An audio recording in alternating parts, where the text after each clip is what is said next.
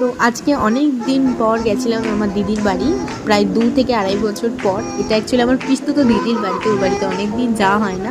আমি এমনিও কোথাও খুব একটা যেতে চাই না, আর আমার বোন আমার জন্য কোথাও যেতে পারে না বলে আমাকে সবসময় কথা শোনায়। তো ওর কথা রাখতে আগের দিন রাতে ঠিক করা হয়েছিল যে আমরা ওর বাড়িতে যাব।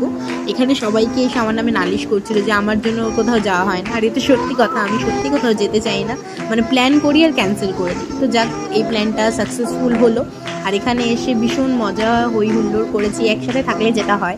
আর নাচা গানার পর ও অনেক কিছু রান্না করেছিল আমাদের জন্য, প্রায় ডাল, মাছ, মাংস, চাটনি, পাঁপড়, মিষ্টি দই, কচুরি, এইসব অনেক কিছু খেয়ে মানে একদম পেট পুরো লোড হয়ে গেছিলো।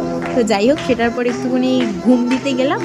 আর দেখো, মানে আমার গায়ের উপর না শুলে হচ্ছে না, আসলে এটা হয়, বাড়িতে লোকজন থাকলে বালিশের অভাব হয়। দেন ওখান থেকে খুব সুন্দর জায়গা একটা ঘুরতে গেছিলাম, ওই পার্টটা তোমাদের সাথে নেক্সট ব্লগে শেয়ার করছি।